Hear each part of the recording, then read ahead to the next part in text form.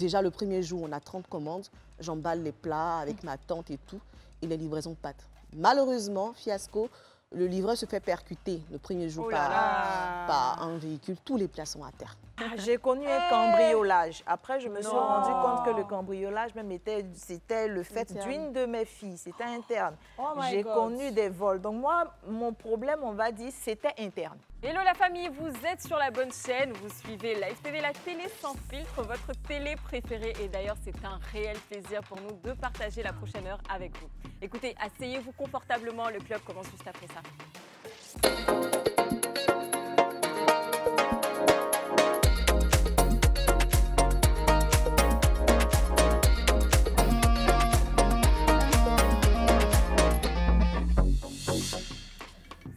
Spécial 8 mars, dans le club, nous avons tenu cette année à ouvrir les discussions, donc à vous inspirer avec des témoignages de femmes qui ont pris la décision un jour de bouger les lignes et de se démarquer.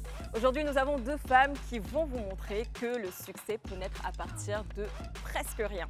Voilà. Presque rien. L'une évolue dans la restauration, l'autre dans l'esthétique et elles vont vous édifier. Je vous demande chez vous d'applaudir Tatiana et Véronique, s'il vous plaît.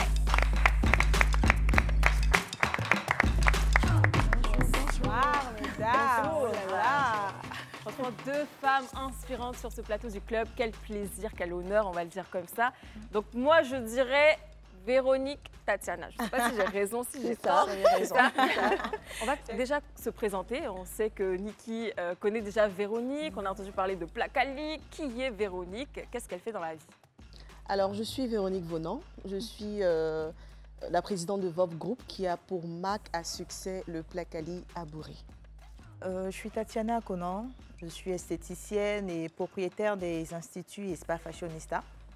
Donc nous existons depuis 2011 et nous sommes spécialisés dans tout ce qui est l'esthétique, la cosmétique et la relaxation. Wow. Moi j'aimerais qu'on les applaudisse parce qu'on a deux belles dames. Un peu timide, mais je pense que ça va passer parce qu'on est en CP. Ça va passer. Moi, j'ai tellement envie de connaître un peu le parcours, de où ça a commencé, comment c'est terminé. Mais avant ça, quand j'ai vu Fashionista, je me suis dit, on va parler de vêtements aujourd'hui. Donc, mais pourquoi Fashionista alors que c'est esthétique? Bon, c'est le nom comme ça qui m'est venu. À vrai dire, ça a été, on va dire, une petite inspiration. Ça m'est venu comme ça. Je devais choisir un nom pour la marque. Et c'est ce nom-là qui m'est venu en tête. Je me suis dit, bon, ça colle bien justement à l'activité. Et puis, comme je suis aussi une fan un peu de bijoux, d'accessoires et tout ça. On le voit. Donc, on a quelques images de fashionista qui s'affichent à l'antenne. C'est très beau. Donc là, c'est votre spa. Oui, bon, je regarde, voilà, vous avez des photos de plusieurs centres parce que nous avons plusieurs centres dans Abidjan. D'accord, ok, super. Bon, de toute façon, on va rentrer un peu plus en détail juste après. Placali, Abouré, Fashionista, des marques qui sont aujourd'hui des fiertés nationales. Merci. Moi, personnellement, avec Niki, on n'a pas forcément des questions. Moi, ce que je veux aujourd'hui, c'est d'apprendre de vous. Vous avez un très beau parcours, ça je l'ai entendu tout à l'heure. On est en train de faire notre débrief avec Niki. Et franchement, on veut tout savoir. D'où ça part, comment c'est arrivé, revenons à la genèse des choses. Où vous en êtes aujourd'hui. Qui a envie de commencer? Véronique, Tatiana, je peux commencer. D'accord, Tati.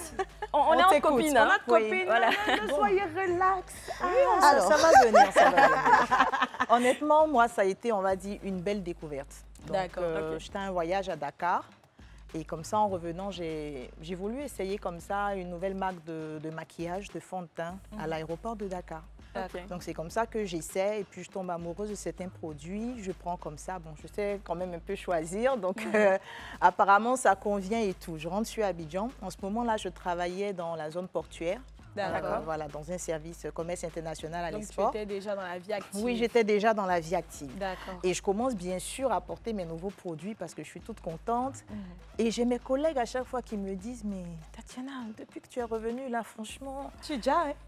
Le maquillage là, ça glow, ça peut pas. Et comme je ne sais pas faire les choses à moitié, j'avais fait un petit stock. Donc du coup, je me dis, bon, à force d'insister, je commence à vendre mon stock personnel. C'est comme ça que ça a commencé. D'accord. Et après, il faut pouvoir renouveler. Donc, elles reviennent vers moi. Mon fond de teint est presque fini. Comment est-ce qu'on fait et tout. Et je commence justement à m'intéresser. Je dis, ah, ça peut être aussi une affaire. Parce que je suis quelqu'un qui aime bien bouger, tout ça. J'ai tout de suite vu là une petite opportunité. Je me suis dit, bon, pourquoi pas.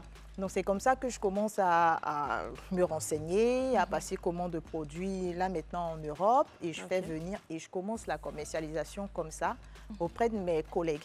Donc, mes collègues ont été mes premiers clients. Donc, en 2011, je commence par le maquillage. Ensuite, j'ouvre une petite boutique de maquillage après pour pouvoir gérer la clientèle plus facilement. Alors, on va y aller pas à pas. Voilà. Déjà, Tatiana, tu étais quel genre d'enfant? Quel genre de jeune fille? Est-ce que c'est un truc que tu as toujours aimé, le maquillage, l'esthétique? Oui, j'ai toujours aimé. Tu as toujours été dans ce... Oui, j'ai toujours été dans ce... Ma maman est une ancienne secrétaire, on va dire, assistante de direction. Donc, dans le temps, ces dames-là, ce sont des dames coquettes, quoi. Bien coquettes. Voilà, bien coquettes, toujours les ongles bien vernis, toujours bien apprêtés. Donc, c'est quelque chose que j'aimais déjà. Et c'est pour ça, justement, que quand j'ai vu ces produits-là, j'ai tout de suite été attirée et que j'ai voulu essayer. Et donc, les études, ça s'est passé comment? Est-ce que tu as fait des études en rapport avec ce que tu fais aujourd'hui ou c'était différent? Oui, j'ai fait des études ensuite parce qu'à un moment donné, je voulais vraiment que mon affaire, que mon business grandisse. Et pour ça, il faut vraiment savoir de quoi on parle. Il faut aller vraiment au bout des choses. Donc, en 2014, je suis retournée sur les bancs pour faire une formation qualifiante en esthétique. Et j'ai eu mon certificat. Et avant les études de 2014, qu'est-ce que tu avais fait comme études? Bon, j'ai d'abord, je ne sais pas s'il faut donner tout le parcours scolaire à partir de la terminale. D'accord. Donc, j'ai un bac A2, j'ai un BTS en secrétariat direction bilingue, j'ai un bac +3 en commerce international, j'ai un master 1 en marketing et vente et j'ai un MBA. Et dans ça, dans ça, j'ai quand même mon diplôme d'esthéticienne qui me tient aussi à cœur. Est-ce que ça compte quand même de faire autant d'études pour en arriver là ou il faut l'inspiration? Bon, je ne peux pas dire que ça ne compte pas parce que ça a aussi façonné la personne que je suis et ça m'a aidé ensuite aussi dans mon business. Parce que quand j'ai commencé justement à travailler dans la vie active, j'étais responsable client. Donc, bien sûr que ça me sert jusqu'à aujourd'hui à la gestion de ma clientèle. Donc, pour moi, tout ce que j'ai pu apprendre et pratiquer avant, ça m'a servi dans ce que je fais aujourd'hui. Je pense que c'est aussi tout cela qui permet vraiment de nous différencier et qu'on soit aujourd'hui quand même une référence en matière de gestion client. On va revenir tout à l'heure sur les boutiques. Comment ça s'est passé? Véro, moi j'ai lu ton parcours déjà, mais je sais qu'il y a beaucoup de personnes qui n'ont pas encore eu vent de ça. Il y a une histoire de 29 700 et tout. La somme a été très... non, que tu dois expliquer. Donc pour toi, comment est-ce que ça a commencé, le Plakali à Bouri? D'accord. Déjà, faudrait savoir que je ne me suis jamais imaginé vendre du Plakali un jour dans ma vie, franchement. Est-ce que tu aimais déjà ça? Mais c'est mon plat préféré. C'est-à-dire tu mettras tous les plats. Ah non, absolument. Tu mettras tous les plats du monde devant moi. S'il y a du Plakali quelque part, c'est grillé, quoi. C'est automatiquement mon premier choix. C'est mon plat préféré. Et avec quelle sauce? La sauce gombo, la sauce de Corinthe plala, la sauce graine, tout passe en fait. Voilà, ce sont les sauces qui sont reliées au Plakali. D'accord. Alors, comment ça commence? Déjà, je suis en société, je suis dans la vie active dans une société d'État. Je gagne bien ma vie. J'avais même commencé à exercer le métier de maquilleuse professionnelle. Parce qu'on le dit, le salaire à lui seul ne suffit pas. Et déjà toute petite, on a vécu dans une famille très modeste, mais on avait déjà un objectif. Être tout le temps coquette, ne pas réfléchir avant d'acheter les choses. Voilà, j'avais déjà un objectif dans ma vie. C'est-à-dire pour moi... C'est un peu comme pour moi, là. J'étais dans une famille vraiment modeste. Modeste, mais on avait des objectifs. Il faudrait qu'on soit la fierté des parents, il faudrait qu'on dise que c'est l'enfant de tel. Donc, on était déjà galvanisés, animés par cet esprit de réussir, de pouvoir se démarquer en fait des personnes avec qui on a grandi et tout. Mais positivement, parce qu'on a reçu une bonne éducation très stricte. Ouais, les papas où tu veux sauter clôture, on t'attend en bas de la clôture. Là, c'était chez moi. Ah là là. Tu veux sauter la clôture, il est déjà là. Tu vas sauter la clôture pour aller. Donc, on était vraiment très, très bien encadrés et tout. Mais on avait un objectif de la vie, se démarquer en fait des personnes avec qui on était au quartier et tout. Donc, je fais un parcours d'études sans faute, par la grâce de Dieu.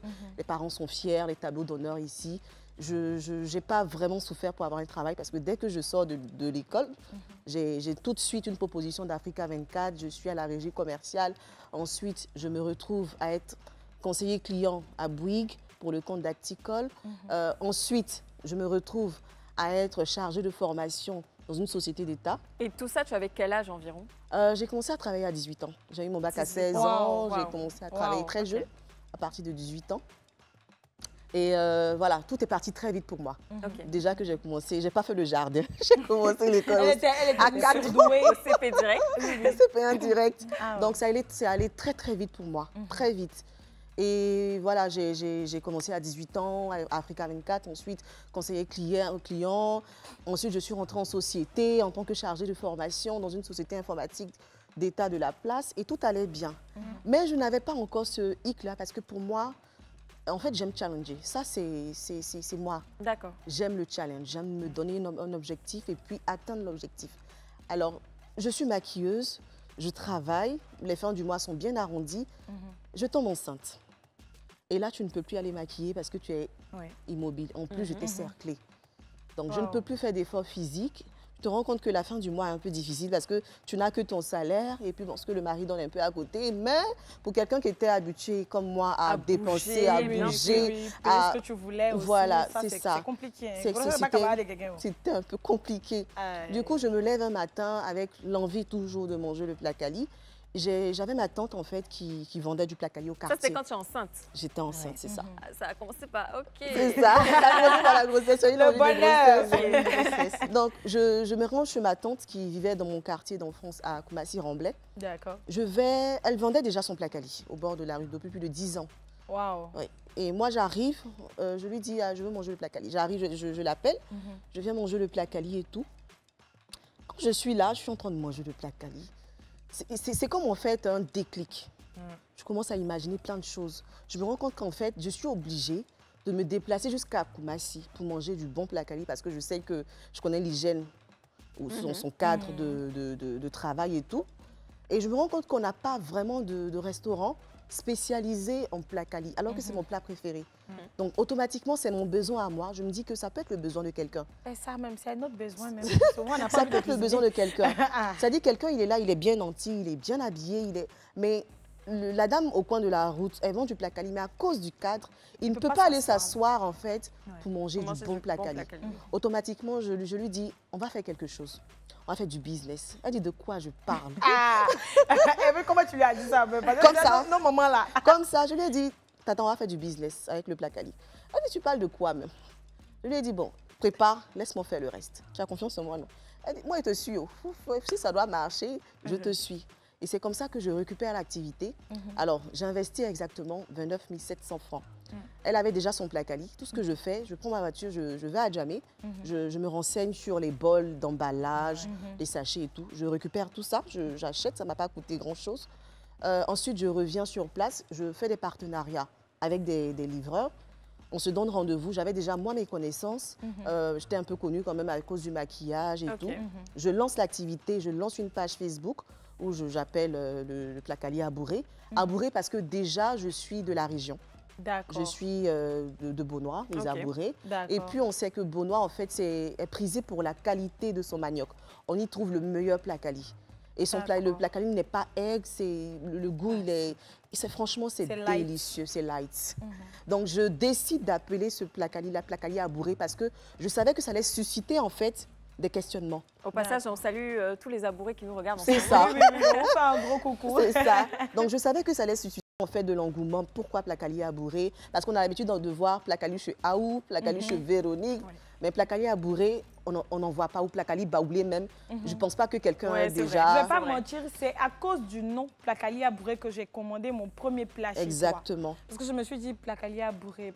Je suis dit, il y a BT. C'est ça, c'est exactement ça. En fait, c'est stratégique. En marketing, c'est stratégique. Le positionnement du client dans la tête du consommateur, le positionnement de ton produit dans la tête du consommateur. C'est sur ça que j'ai joué. Parce qu'il faut dire que j'ai un diplôme en développement des marques. Du coup, j'ai associé mes compétences à la stratégie marketing de mon entreprise. Donc vous voyez, même si on doit vendre du Placali, il faut qu'il y ait un peu d'études à côté. Exactement. Parce que c'est l'étude qui te permet de développer le truc de telle sorte que ça soit quelque chose de grand. Exactement. Okay. Donc c'est comme ça que je fais venir les livreurs. Déjà le premier jour, on a 30 commandes. J'emballe les plats avec ma tante et tout.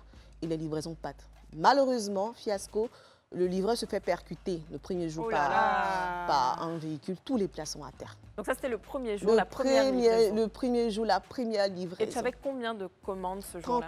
30 commandes. Et on a pu sauver que 7 commandes. Du coup, c'est une perte. Donc, heureusement, le livreur, il n'avait rien. Donc, avec mon état, les clients ivoiriens ne veulent rien comprendre. Quand ils ont faim, il ne faut pas te poser des questions. Nous, il y avait d'autres qui étaient compatissants, mais il y avait d'autres, franchement, les femmes enceintes comme moi, là, je comprenais. Du coup, je pars récupérer les 7 plats, ça se trouvait à Treichville. Et la plupart des clients étaient sur Palmeraie, c'était ma zone. Donc, je pars récupérer les 7 plats et je me vois en train de faire des livraisons à 22 h avec mon état, partout, pour les 7 plats. J'avais un objectif, je me suis dit toujours, quand quelque chose commence mal, c'est que c'est bon. C'est que c'est bon, comme on le dit. Il y a quelque chose de bon. Est-ce que tu t'es pas dit ce jour-là, vu qu'il y a eu ce petit problème, je vais offrir les plats de Placali, ou tu t'es dit, chacun paye son plat et puis... chacun paye son plat. Les 30 plats, on a perdu là. Elle a pu sauver que 7. J'ai pu sauver que 7 plats. C'est du marketing aussi, qui sait? Oui, mais pour un premier jour, ça sera difficile voilà, en tout cas, ils ont payé leurs 7 plats. Et ça m'a permis quand même de rembourser ma tante parce que moi, je payais. J'achetais les plats, en fait, avec ma tante que je revendais. Chez elle? En ce moment, le Placali était à 2500 francs. Moi, j'achetais le Placali à 1500 francs chez elle et je revendais à 2000 francs. Donc, j'avais 1000 francs de bénéfices, de marge sur tous les plats. Après, avant d'aller plus loin, moi, j'aimerais savoir quel était ton état d'esprit quand le premier jour comme ça, qui se fait percuter, tu perds des plats. Est-ce que tu n'étais pas découragée Est-ce que tu n'étais pas découragée? Est-ce que tu t'es pas dit, mais dans quoi je me suis mise? Comment je vais faire? Par la grâce de Dieu, moi, j'ai un fort mental en affaires. C'est-à-dire, dans le business, franchement, je ne me décourage pas. Je ne sais pas qu'est-ce qui va me décourager. Oui, je pense que c'est ce que tu disais dès le départ. Il y a eu quelque chose qui m'a découragée, certes, dans le parcours, on va en parler. Où j'ai voulu jeter l'éponge, mais ce n'était pas le premier jour. Le premier jour, moi, j'avais un objectif. Je me suis dit, si ça n'a pas réussi aujourd'hui, demain, ça marchera. Donc, je n'ai pas eu ce sentiment de découragement, bien au contraire.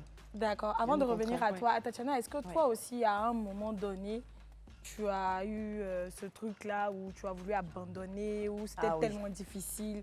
C'était quoi la cause? Ça m'est arrivé aussi, justement, quand j'ai voulu me déployer dans la sous-région. Et on va dire, en ce moment-là, j'aurais dû peut-être faire des choses de façon plus structurée. D'accord. J'ai travaillé avec des gens en qui j'avais confiance, sans contrat. Et malheureusement, ça ne s'est pas passé comme on le voulait. Donc, ça a causé de grosses pertes. Wow. Et en ce moment-là, franchement, je me suis demandé, est-ce que je continue côté cosmétique ou est-ce que j'arrête? Mais je me suis dit, mais ça, c'est une leçon. Ce n'est pas la fin de l'activité. C'est venu t'apprendre justement qu'il ne faut pas négliger les principes que tu as et que tu appliques d'habitude. Donc, ça m'a rappelé effectivement qu'il y a quelque chose, qu'il y a certaines choses à ne plus faire. Et après réflexion, je me suis dit, allez, on continue, on va surmonter ça, on va grandir. Et puis, voilà, c'est juste une mauvaise note, mais ce n'est pas ça qui va nous arrêter. Et bon, finalement, on a surmonté, on a grandi. Voilà. Waouh. Après, on revient sur toi, Véronique. Donc, première commande, flop. Comment est-ce que tu fais après? Alors, on attend quand même 2 ou 3 jours pour quand même se ressourcer et tout. Donc, je recontacte ma tante, je vais encore chez elle à Koumassi. Je lui ai dit, ah, te décourage pas, hein. Tu sais que moi, c'est un esprit de titan. On va reprendre encore. L'avantage qu'on a avec moi, c'est que j'ai déjà des clients.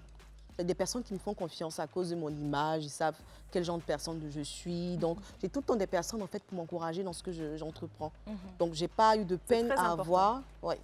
J'ai pas eu de peine à avoir des premiers clients. Ah d'accord, et ces clients-là, c'était des clients de ton activité de maquilleuse professionnelle, oui, c'est ça? Oui, il y avait des clientes de mon activité, il y avait aussi des connaissances, des personnes qui m'appréciaient de loin, comme de près. Une fois que je lance une commande sur les réseaux sociaux, automatiquement, parce que c'est moi, déjà la confiance s'établit. D'accord. C'est ça aussi.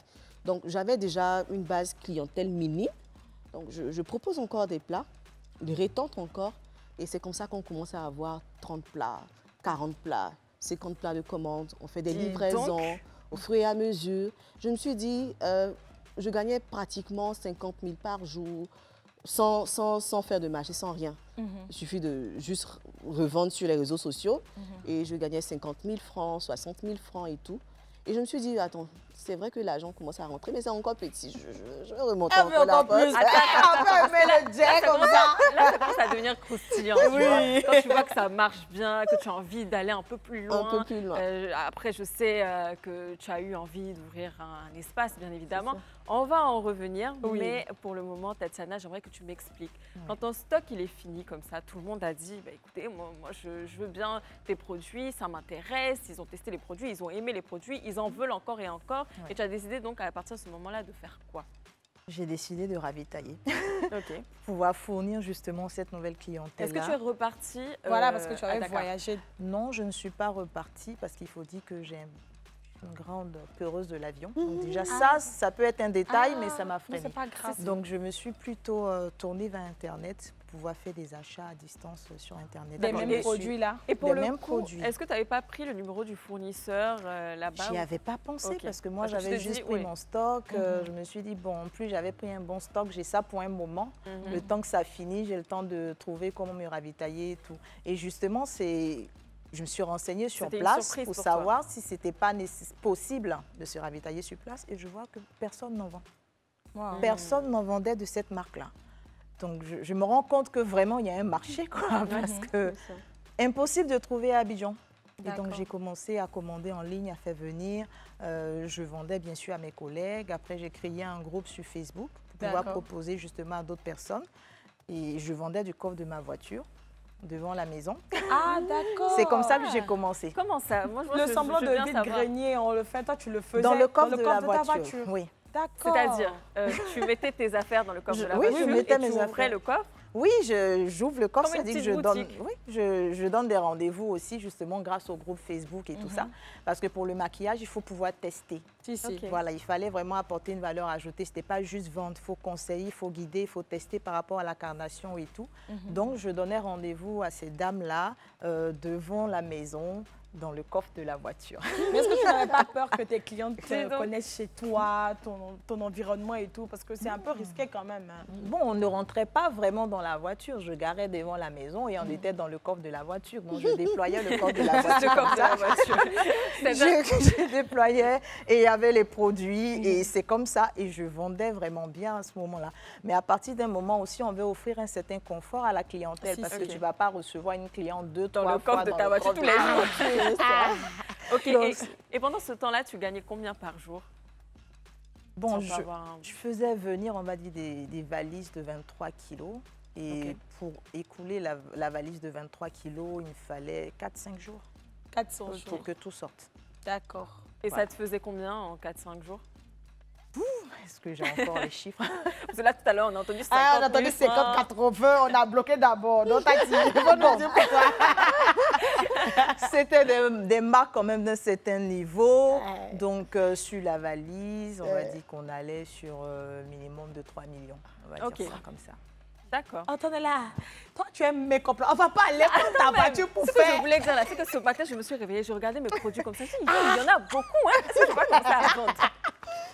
En ce moment-là, Abidjan aussi n'était pas le Abidjan qu'on connaît aujourd'hui. Vraiment, en maquillage, le champ était vaste. Il n'y avait pas énormément de choses, donc il y avait tout à faire.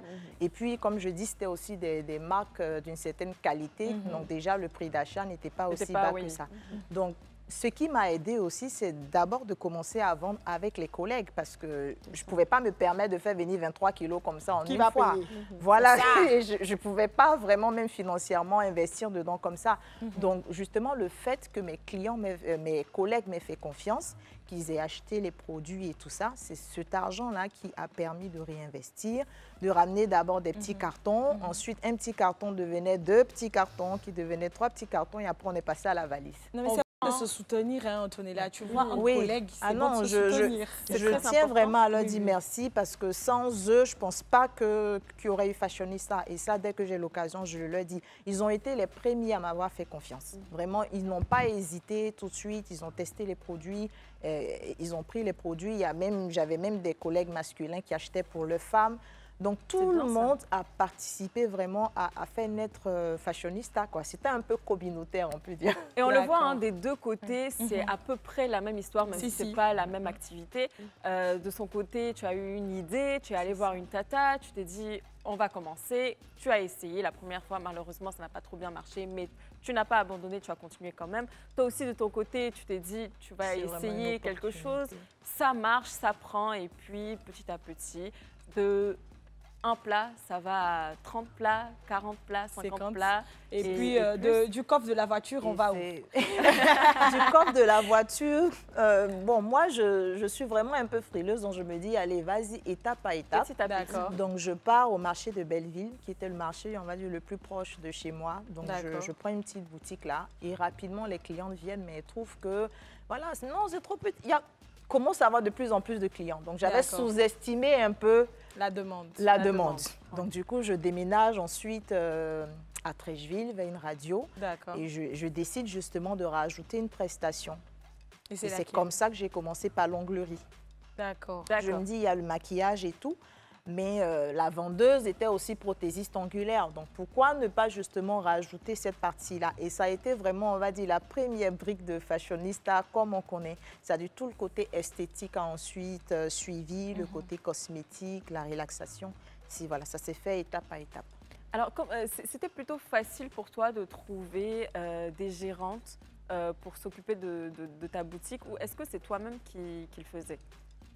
Tant que c'était dans le coffre de ma voiture, je pouvais le faire moi-même. Mais après, il fallait forcément que je recrute. Et justement, je suis allée chez celle qui me faisait les ongles, qui était ma prothésiste. Je lui ai dit, je dois ouvrir ma boutique, je cherche quelqu'un. Et c'est elle qui m'a recommandé. Donc, la première gérante a été par recommandation. Comme j'étais une bonne cliente, je suis en général une cliente fidèle et loyale. Non, je ne l'ai pas débauchée. C'est elle qui me l'a recommandé, qui m'a passé l'une de ses filles, qui m'a dit, bon, va avec elle, elle est vraiment honnête. Au moins, tu sais qu'elle ne va pas piquer dans la caisse et tout ça. Et c'est avec elle que j'ai commencé. Après, j'ai dû embaucher une deuxième fille pour l'aider, pour vendre. Et comme il s'agissait de maquillage, je suis allée chez une esthéticienne. Et c'est elle qui me dit, mais madame, on ne va pas se limiter uniquement à l'onglerie. Moi, en plus, je suis esthéticienne. Donc, essayez de voir si on ne peut pas rajouter. Ça, c'est vraiment fait pas à pas. Pas à pas. Surtout que vous êtes un bon petit groupe. Vous vous entraidez parce que, franchement, une gérante qui va venir te dire « Ah, madame, franchement, oui, je le reconnais. C'est elle qui m'a... Ça a été la petite voix, vraiment, on va dire, dans l'oreillette qui me l'a soufflé. Et comme, en général, je suis assez réceptive aussi, donc je me suis dit, pourquoi pas. Et j'ai fait un petit sondage sur la page et tout. Et les clients, tout de suite, m'ont dit « Ah, on est sauvés. » Comme ça, dès que je viens prendre mon fond de teint, en même temps, on fait mon gommage, en même temps. Et là, c'est là que j'ai vraiment commencé à m'intéresser au côté esthétique. C'est-à-dire, en plus du maquillage, le côté soin de la peau. Et on est en 2013 et je dis, bon, si je me décide vraiment à me lancer dans l'esthétique, il faut que je me fasse former comme il faut. D'accord. Et à quel moment, là, tu décides d'arrêter de travailler pour suivre exclusivement ton activité? Et en parlant de travail, c'est quel travail que tu faisais exactement? Parce que peut-être que je n'ai pas suivi. Oui, elle avait dit. Bon, pendant que Fashionista avait commencé, je ne sais pas si je peux dire les noms, non. J'ai travaillé dans une compagnie maritime. Voilà, on va dire ça comme ça. Une compagnie maritime. Où j'étais responsable à l'export. D'accord. Ensuite, je me suis retrouvée, j'ai fait 7 ans dans cette compagnie-là. Je me suis retrouvée dans une autre compagnie qui faisait déménagements internationaux. C'est-à-dire tout ce qui est en rapport avec ma première formation. D'accord. Ensuite, je me suis retrouvée dans une autre structure pour l'assurance maritime. D'accord. Et c'est justement quand je suis arrivée dans cette structure-là pour l'assurance maritime que j'ai compris qu'il fallait que je choisisse. Je ne pouvais plus jongler. Entre les deux. Ça avait pris trop d'ampleur, je ne pouvais plus. Et je ne pouvais pas justement empiéter sur le temps de travail de mon patron, de l'entreprise pour pouvoir faire mon propre business. Donc c'est en ce moment-là que je me suis dit, bon allez, je vais arrêter. Et j'y vais à 100% sur Fashionista. Vous l'avez compris, hein, 2 parcours impressionnants et passionnants. On en reviendra juste après la pub. À tout de suite. De retour sur le plateau du club, toujours avec Tatiana et Véronique. Voilà, c'est un plaisir pour nous de vous recevoir sur ce plateau. Vous êtes impatients, je le sais. Si vous avez manqué la première partie de l'émission, vous pouvez repartir sur YouTube. Vous cliquez le club Live TV et vous pouvez revoir toutes les émissions qui sont passées et la première partie également. Alors, on était donc à Tatiana. Pour le coup, on va partir sur Véronique. Véronique, tout à l'heure, tu disais que tu voulais avoir beaucoup plus d'argent. Elle aime l'argent, elle voulait avoir plus. C'est ce qu'on a compris. Bon. Après, l'argent, c'est la conséquence, en fait, du challenge que tu te fixes.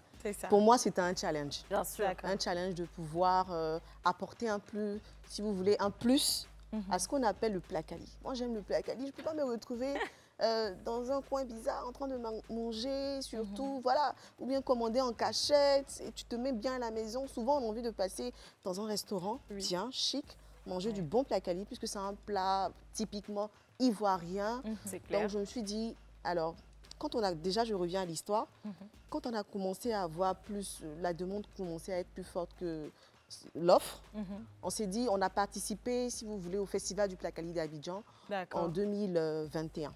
Donc, on a commencé en 2020, on a fait pratiquement 1 an de livraison.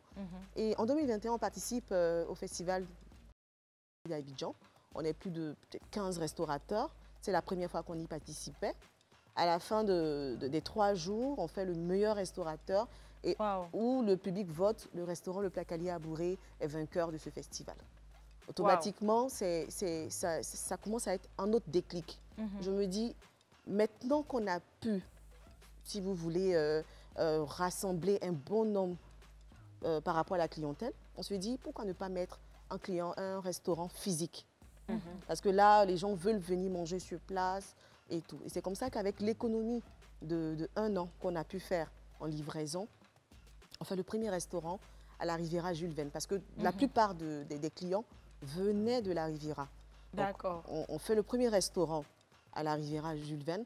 De 40 à 50 plats, on passe à 100 et 150 plats par jour. Et pour le premier restaurant, est-ce que c'était toujours ta tante qui cuisinait ou tu as recruté plus d'employés? Alors, c'est ma tante qui cuisinait toujours parce que je lui ai dit, bon, tu quittes ton coin là. Et puis, on se suit directement. On va faire du bon business. Elle t'a avancé quelque part? Oui, bien sûr. Parce que voilà, c'est toujours ces plats que je revendais et tout. Mais là, moi, je te dis, tu quittes ton coin et on se suit dans l'aventure. Est-ce que tu es d'accord? Elle dit, je te suis ou tu m'emmènes, je te suis. Et c'est comme ça qu'on se prend à 2. Elle recrute aussi des personnes parce que c'est elle qui valide en fait tout ce qui est côté cuisine. Voilà, donc elle recrute des personnes pour l'aider. Et on va à Jules Verne pour l'espérance du Placali avec un restaurant physique. Donc là-bas, vous étiez au nombre de combien? Alors là-bas, je devais reprendre le service puisque je venais d'accoucher. Le maternité était fini, il faut reprendre le service. J'embauche une assistante, un gérant, des serveurs, la cuisinière là avec ses assistantes et tout. Je ne suis pas sur place. La demande est forte. La demande se multiplie, les gens sont en nombre sur place et ça devient très compliqué. Je ne suis pas là pour gérer. Et tout de suite, j'étais un peu victime du succès qu'on commençait à avoir à Jules Verne. Donc, vous connaissez les Ivoiriens, c'était les injures. C'était un peu... Moi-même, une fois, je reconnais que je me suis fâchée comme mon Placali n'est pas arrivé. C'était des commandes manquées. C'était chez Placali. Je lui ai expliqué ça. Alors, moi, je voulais juste savoir. C'est vrai que tout à l'heure, vous avez parlé d'économie. Vous avez économisé pendant 1 année. Et c'est ces économies-là que vous avez pris pour faire votre restaurant. Est-ce que vous avez fait un prêt à la banque également ou, Non, du tout. Non, ça a été sur propre fond du début jusqu'à la fin. Est-ce qu'on peut avoir une idée du budget? Pour le premier restaurant, alors pour le premier restaurant, ça nous a valu 5 millions. 5 millions, d'accord. D'investissement. Toute charge comprise. Et il y avait combien de places ou c'était juste à emporter? Alors, il y avait, disons, 30 places assises, 30 à 40 places assises, et puis les emporter. Et comme c'est un service rapide, c'est-à-dire on n'est pas là pour causer, on est là pour manger parti parce qu'il y a du monde. Du coup, les tables se remplaçaient chaque fois. Et donc, vous êtes spécialisé dans le Placali? Dans le Placali. Il n'y a que le Placali? Le Kabato aussi. Le Placali, le Kabato, on a ajouté après du foutou, de la sauce graine, donc, du riz. petit à petit. Exactement. On a essayé de... Voilà. Et après, les autres restaurants, parce que moi, je connais celui de la Riviera. C'est ça, Bonoumé. Alors, avec la demande qui devenait plus forte que l'offre, on était submergés. Il y a aussi le propriétaire du coin qu'on louait pour le restaurant, qui voulait récupérer son restaurant. J'étais à un stress pas possible. Les clients qui, vraiment, avec les injures sur les réseaux sociaux, c'est en ce moment-là que j'ai décidé d'abandonner. Wow. Et quel était ton état d'esprit? Comment on réagit face à tout ça? C'était, si vous voulez, la petite partie du Placalier Abouré un peu sombre. Parce que ce jour-là, je me rappelle, j'ai fait le poste à 3 h du matin, vous imaginez? Wow. À 3 h du matin, j'étais dans un état pas possible parce que quelqu'un qui n'est pas satisfait, qui ne vient pas directement en inbox pour parler, si vous voulez, qui affiche sur les réseaux sociaux. Qui affiche sur les réseaux sociaux. Oui. Du coup, c'est le relais d'information. Vous connaissez, tout ce qui est mauvais part très vite. Oui, oui. C'est le relais d'information, ceux qui ont fait l'expérience, eux-mêmes qui n'ont pas fait l'expérience. Tout le monde, ça va dans tous les sens, ça insulte, ça on l'a vu un peu avec Akuba Angola, hein, de trucs, comment il s'appelle, fast-food africain, oui. Donc ça allait dans tous les sens, c'était en 2022. Début 2022, ça allait dans tous les sens. Et moi, j'ai dit, bon, attention, là, j'ai vraiment pas besoin forcément du Placalier Abouré pour avoir une vie. Je travaille, j'ai une famille, j'ai une activité qui est le maquillage que je peux continuer, je m'en sors très bien avec ça. Pourquoi en fait me fatiguer, me prendre la tête pour ça en fait? Parce qu'on fait tout en fait pour satisfaire la clientèle. On y met tellement d'amour, tellement de concentration. Et voir tous ces postes-là, ça décourage. Et voir qu'on est parti de rien du tout pour arriver à un petit niveau, pour essayer de satisfaire une clientèle, vraiment j'étais à terre. Et c'est comme ça que je décide de fermer le restaurant, le Placalier Abouré. Pas parce qu'il n'y avait pas de clients, mais parce que j'étais à bout. J'étais vraiment, vraiment à bout. Je voulais me concentrer sur mon boulot et puis sur ma famille, parce que je n'avais même pas de temps pour ma famille. Je venais d'accoucher, mais on dirait que, voilà, je pas césarienne encore, vous imaginez. Mais malgré ça, j'étais tout le temps sur le terrain. En parlant de ta famille, même ta tante qui t'a suivi dans ce projet, comment ces personnes-là ont réagi quand tu as décidé de fermer la boutique? Est-ce qu'ils t'ont aidé? Est-ce qu'ils t'ont soutenu quelque part? Ils t'ont dit non, il ne faut pas le faire, tu peux y arriver? Alors déjà, la plus touchée était celle qui prépare, parce que c'était sa nourriture qui était critiquée.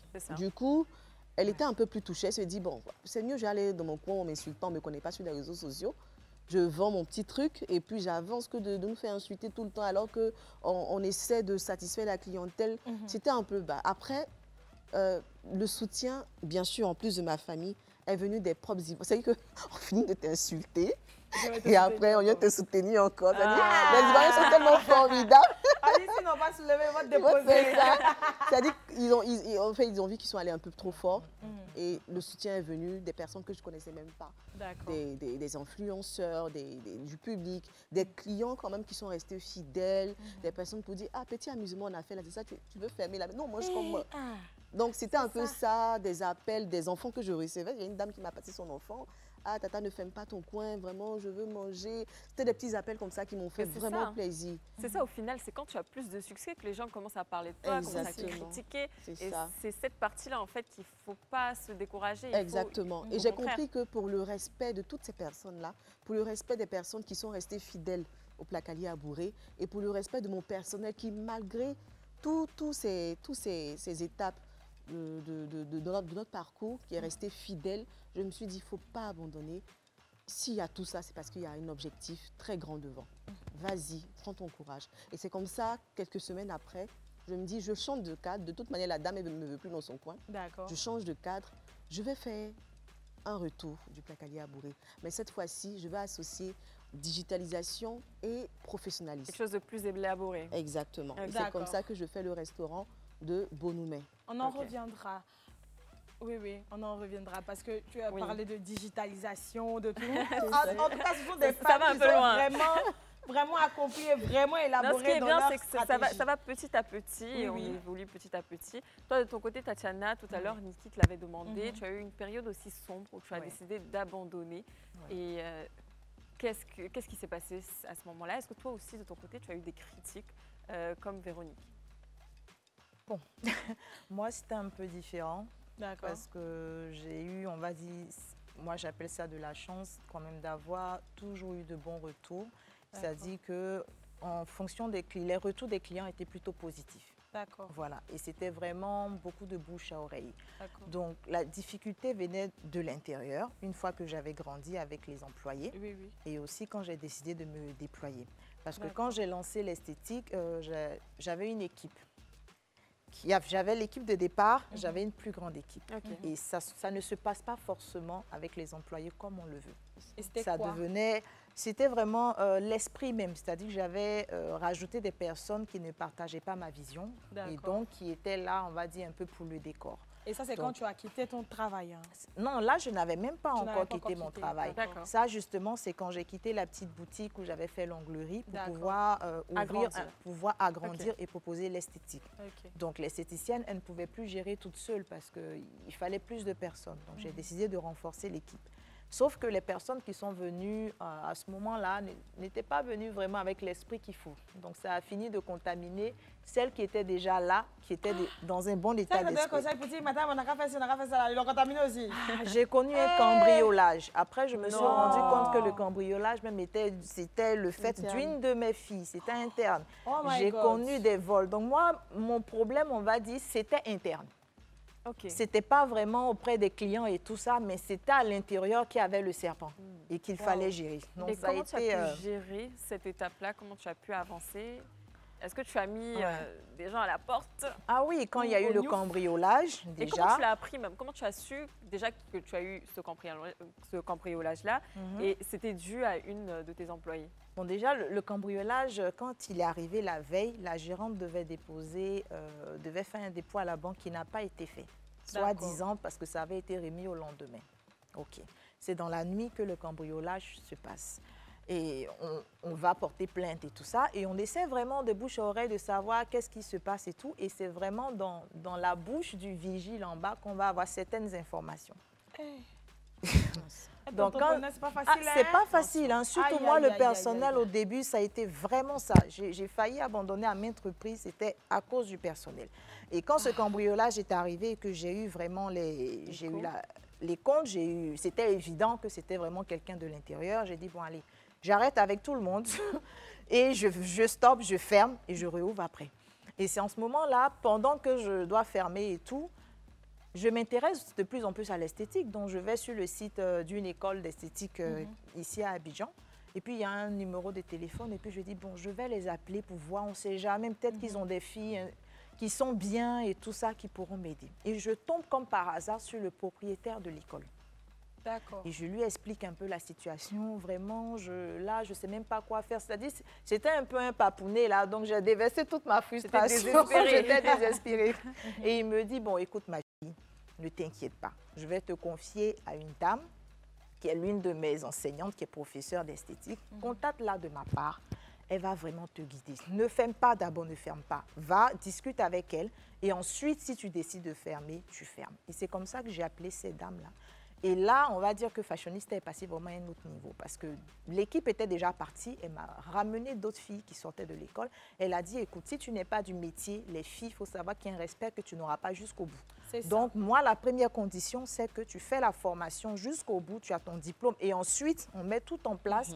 Donc, je suis retournée sur les bancs avec les cadets. Je le dis tout le temps ici, que quand tu as envie d'entreprendre dans quelque chose, il faut toi-même connaître. Oui, il faut connaître. Parce que quand les employés savent que tu ne connais pas ce dans quoi tu es, ça, ils vont te fatiguer. Ah, exactement. Et c'était ça la difficulté. Donc, une fois que j'ai fait la formation, qu'elle m'a vraiment aidée justement à reconstruire, on va dire, mon équipe et tout ça, les choses allaient vraiment de mieux en mieux.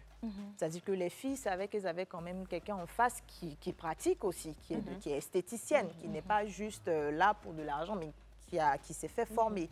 Donc, il y a ce respect-là aussi qui s'est mis en place et tout de suite, les choses allaient de mieux en mieux. Ça n'a pas empêché qu'il y ait toujours des brebis galeuses. Hein. Ça ne manque pas. Et cette période sombre-là, elle a duré combien de temps exactement? Elle a duré 2-3 ans. 2-3 ans. Oui, 2-3 ans. Wow. C'est beaucoup. C'est beaucoup quand même. Parce que ça, c'était le cambriolage et tout ça, c'était juste avant le souci que j'ai signalé où j'ai fait partie des stocks où j'avais décidé de m'étendre dans la sous-région. Et ça a été un gros fiasco. Donc ça, c'est venu après le cambriolage. En plus, donc c'était pour m'assommer. C'était pour m'assommer. C'est-à-dire j'avais toutes les raisons de dire, écoute, franchement, arrête. Arrête, c'était là, quoi. Et je me suis dit, non, tu l'as choisi par passion, tu travailles, mais tu as choisi de te mettre dedans, donc tu vas jusqu'au bout. Si ça s'est passé comme ça, c'est que justement, tu as manqué quand même de savoir-faire, tu as négligé certaines choses, donc réorganise-toi et puis vois comment faire c'est une leçon. Et c'est comme ça que je dis, bon, ok, je vais me relancer. Donc, on ne peut pas être parfaite dès la première fois. Il y a toujours quelque chose. Peut-être qu'il y a des cas comme ça. Mais moi, comme je dis, la route vraiment vers le succès, c'est pas facile. C'est ça. Donc, tu vas avoir des obstacles. Et ces obstacles-là vont justement t'apprendre la résilience. Et ça va aussi justement poser les fondations de tes succès d'après. C'est-à-dire que si je n'étais pas passée par là, peut-être que Fashionista ne serait pas aussi à ce niveau-là. Ça a servi de leçon, ça m'a appris la résilience. On dit entreprendre n'est pas un fleuve tranquille. C'est clair. Quand tu vois tes copines sont en train d'entreprendre, tu dis, ah, moi aussi je veux faire pareil. Tu ne sais pas dans quoi tu te lances, tu ne sais pas où tu vas. Et puis dans ces défis-là, si on prête vraiment l'oreille, si on regarde bien ces défis-là, peuvent se transformer aussi en opportunités. Exactement. Oui. Alors, merci beaucoup, Tatiana. Tout à l'heure, on reviendra à toi, Véronique, mais ça sera juste après la pub. À tout de suite, ne bougez pas. Dernière partie, je suis tellement impatiente, je veux savoir comment ça s'est terminé tout ça. Deux parcours inspirants, Tatiana, Véronique. Tout à l'heure, on était sur Tatiana. Véronique, j'aimerais savoir comment tu as pu évoluer après tout ça. Après la fermeture de la boutique. Comme je le disais, hein, on a ouvert le restaurant de Beaunoulet qui compte plus de 100 places assises. Et de 100 à 150 plats, on est passé à 300 plats, 400 plats et même souvent on est à 500 plats par jour. Et par jour? Oui, par jour. Wow. C'est-à-dire en semaine, on peut être à 300, 350, mais les week-ends, c'est toujours entre 500 et 600 plats. Et ça, c'est pour... Alors, ça, c'est pour un restaurant? Un restaurant de Beaunoulet. Et aujourd'hui? Et avec le deuxième restaurant, puisqu'on a fermé le premier restaurant, on a voulu changer de cadre. Pour le deuxième restaurant, on a fait déjà pour le premier restaurant, c'est un cadre assez ouvert, ventilé, bien pour ceux qui veulent manger, se détendre avec de l'air frais. Et pour le deuxième restaurant, on a visé un peu plus loin. On a fait une salle VIP et une salle VVIP. C'est-à-dire une salle... Là, ça donne envie même de manger. J'ai envie d'aller dans le deuxième là, parce que j'ai entendu VVIP là-bas. Mais est-ce que ça reste le même prix? Alors oui, généralement, c'est resté le même prix. Okay. Alors, 3 000 francs, on est passé à 3 000 francs à Beaunoulet pour les plats de 3 000 francs, 5 000 francs. Et à Zone 4, vu le cadre, on est passé à 3 500 francs sous la patame. Dans la salle VIP, nous sommes à 5 000 francs le plat. Et la salle VIP commence à partir de 10 000 jusqu'à 20 000 francs. D'accord. Et donc, tout à l'heure, on parlait de stratégie marketing. Comment ça se passe de ton côté? Alors, pour moi, j'ai voulu professionnaliser cette activité-là, apporter une plus-value au Placali, en Côte d'Ivoire. Oui. Déjà, on a commencé par internationaliser le Placali en faisant des expéditions. Je considère qu'on a été quand même le premier restaurant à faire du Placali congelé, à expédier en France, au Canada, en Allemagne, en Danemark, en fait, dans plus de 16 pays à l'international. Wow. Et ça continue jusqu'à aujourd'hui. En France, à Paris, c'est 200 plats par semaine qu'on arrive à faire. Chaque semaine, on est à 200 plats, souvent 150 plats pour des personnes. C'est ça. Donc, c'est des stratégies qu'on a voulu développer. Et pour une anecdote, j'ai commencé à expédier en France parce qu'il y a un commentaire qui m'a un peu intriguée. D'accord. J'ai fait exprès en fait de lancer sur, si vous voulez, la page Facebook, une amie en fait qui était en France qui voulait manger le Placali. Je lui ai dit, je t'expédie le Placali. Elle a dit, quoi, tu as fait comment? J'ai dit, je congèle et puis j'envoie. J'ai une amie qui vient, va congeler, puis elle t'envoie. Et quelqu'un a mis en bas, arrête d'exagérer. Placali aussi, on envoie en France. Donc,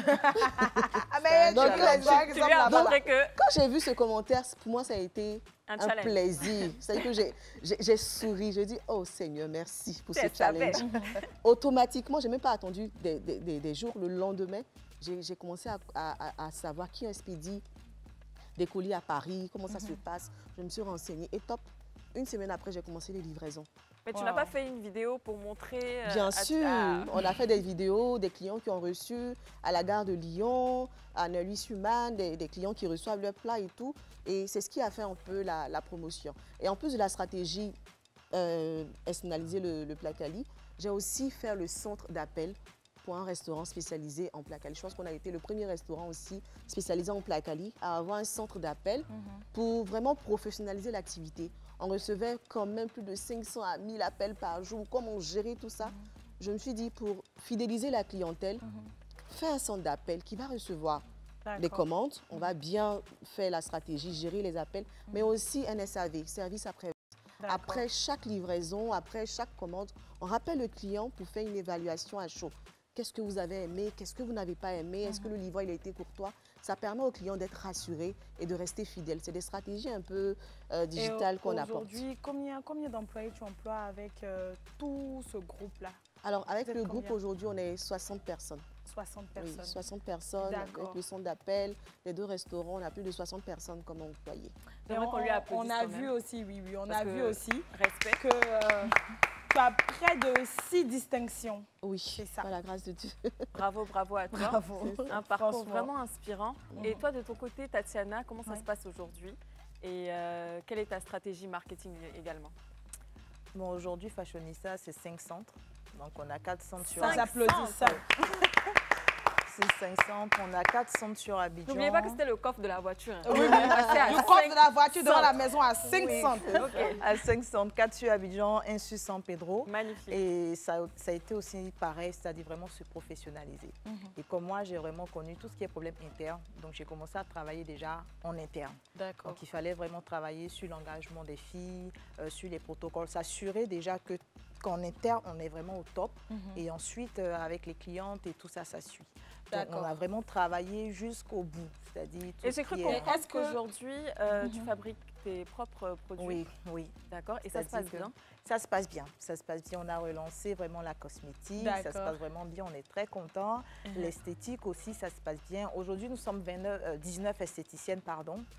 Plus le chauffeur. Okay. Voilà. Et on est content parce qu'il y a des entreprises qui nous font confiance maintenant, donc qui nous font des contrats pour les employés et tout ça.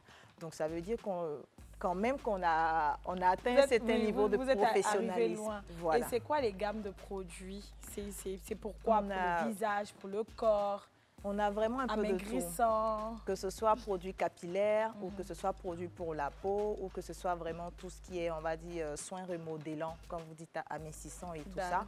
On a un peu de tout. On travaille aussi avec des professionnels. Donc, on travaille avec 2 dermatologues, on travaille avec un kiné, on travaille avec un psy.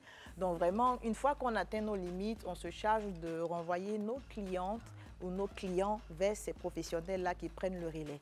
Donc, ça permet vraiment de pouvoir satisfaire aussi la clientèle. Et puis, franchement, on est content parce que nos clients sont contents. On a de bons retours.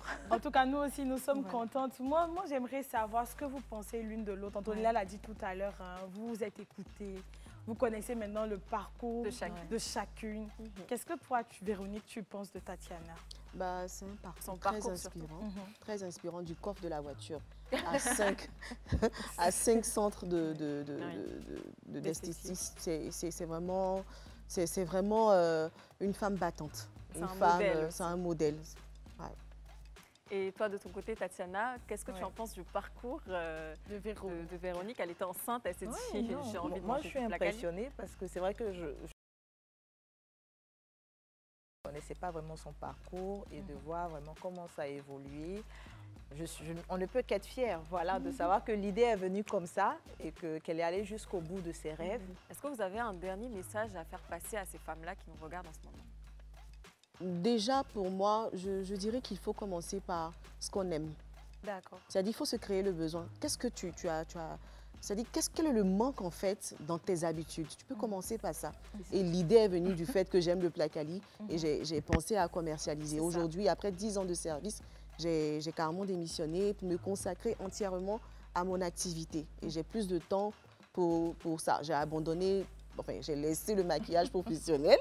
Je l'ai mis de côté parce que je me concentre, en fait, je me suis consacrée sur cette activité-là. Voilà, donc il ne faut pas hésiter. Et il faut se faire former surtout. La formation est importante. C'est très important. Ne pas se décourager, se faire former. Et la confiance en soi. Avoir confiance en soi. Donc, mesdames, vous êtes servies. N'abandonnez pas facilement. Parce qu'on ne sait jamais où votre doigt peut péter. D'accord. Et on te retrouve où, Tatiana? Mon bureau est à Trècheville. D'accord. Nous avons 4 centres sur Abidjan, au Vallon, à Bata, à Cocody à l'université, à Pietri. Et à San Pedro, nous sommes à la cité en face de la CIPEX. Un contact? Oui, 07 58 19 19 49. On a aussi le site web www.spa avec un S fashionista.ci.com. Et toi, Véronique? Alors, le siège est situé à Bata. D'accord. Il s'y trouve le centre d'appel. On a aussi le restaurant de Bonoumet. vers le rond-point d'eau. On a aussi le restaurant de Marcouri, zone 4. Voilà. On a aussi 2 stands qui se préparent à être mis en place au plateau et à Bingerville. Des stands des plats emportés. Voilà. Et les contacts? Le 27, 22, 22, 34, 80. Et voilà, vous avez donc toutes les informations. On tire à la fin de cette émission. C'était un plaisir pour nous de vous recevoir. Tatiana, Véronique, merci pour ce témoignage. Merci de nous avoir partagé votre parcours professionnel qui est incroyable. Moi, franchement, je suis bluffée. Aujourd'hui, je connais votre spa. Je connais aussi votre restaurant. Donc, j'y serai forcément. Et on veut un code promo pour les CP. Parce que quand vous passez dans le club, vous devez nous donner un code promo. Bien sûr, avec toutes plaisir. les informations maintenant, les contacts, etc. On vous fait plein de bisous. Prenez soin de vous et n'abandonnez jamais. Voilà. Bisous, à demain.